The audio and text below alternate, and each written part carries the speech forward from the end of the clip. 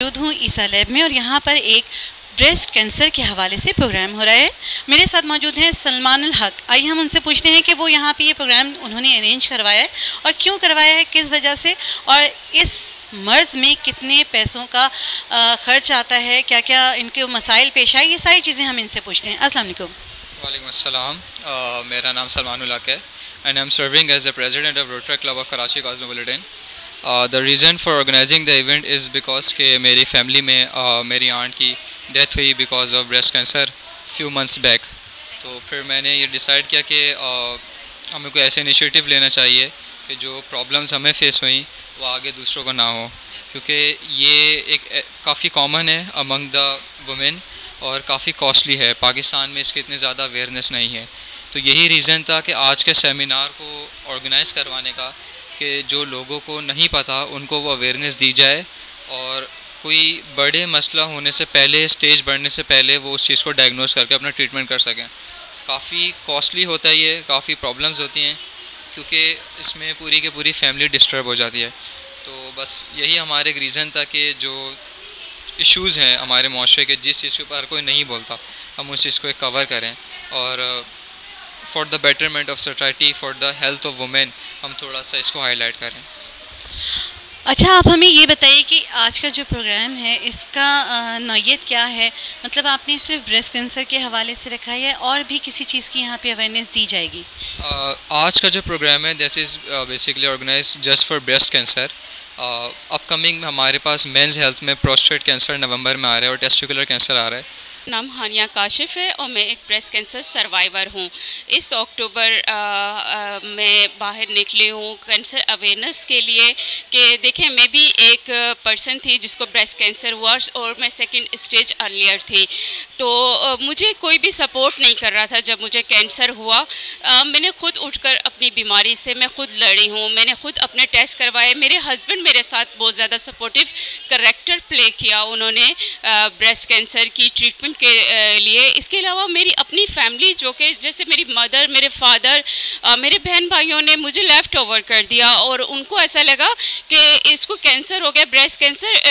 Even ये कहते थे कि इस प्लेट को अगर इसने हाथ लगाया है तो मेरा बच्चा हाथ लगाएगा तो उसको भी कैंसर हो जाएगा। तो ये सारी ऐसी बातें हैं जो कि दकियानूसी बातें हैं। ब्रेस्ट कैंसर एक बीमारी है, लाइक जैसे आपको शुगर हो जाती है या फिर आपको बुखार हो जाता है या फिर आपको ब्लड प्रेशर हो जाता है, ऐसे ही ब्रेस्ट कैंसर एक बीमारी है।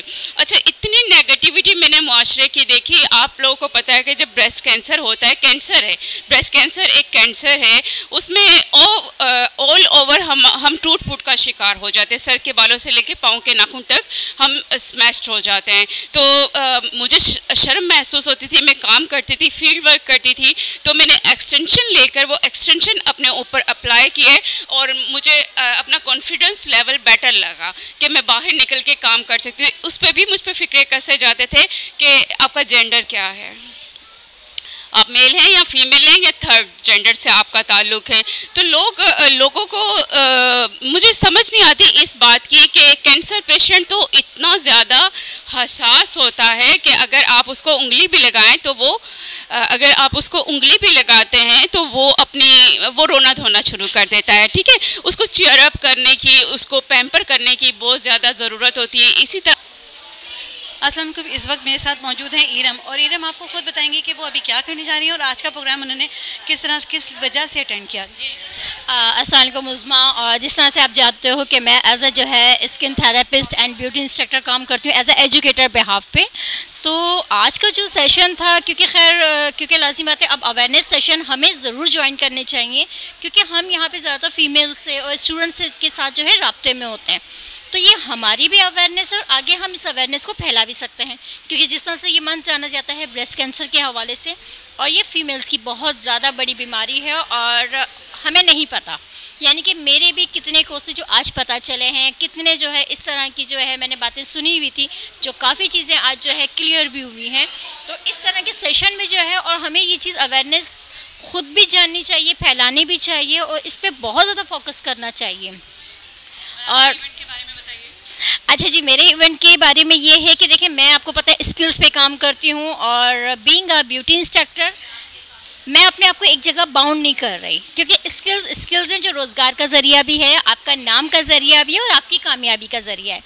लेकिन इस दफ़ा शो थोड़ा सा डिफरेंट है, क्योंकि पूरे पाकिस्तान की हिस्ट्री में ये पहली मर्तबा होने जा रहा है द इरीज़ शो, जिसमें स्टूडेंट बिहाफ पे जो है हम स्टूडेंट्स ले रहे हैं।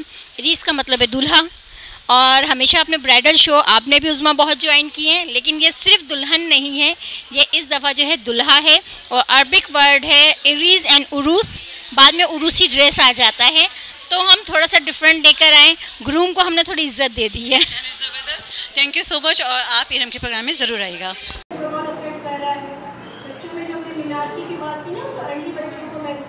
मेरे साथ मौजूद हैं डॉक्टर रीना कुमारी, जो आपको बताएंगी कैंसर से मुतालिक मालूमात, और ये ज़ियाउद्दीन हॉस्पिटल में होती हैं।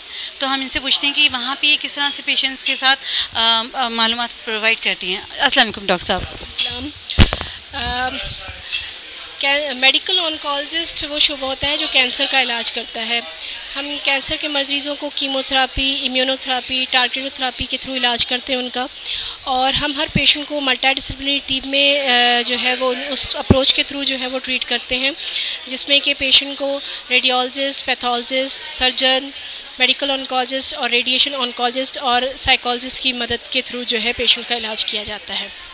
अच्छा डॉक्टर साहब, आप ये मुझे बताएं कि आम लोग जो समझ नहीं पाते कि कैंसर, ब्रेस्ट कैंसर क्या है, तो आप उन लोगों को किस तरह से, और प्रोग्राम्स के ज़रिए जैसे आते हैं बहुत से प्रोग्राम्स, तो आप भी ऐसे प्रोग्राम्स करती हैं या नहीं?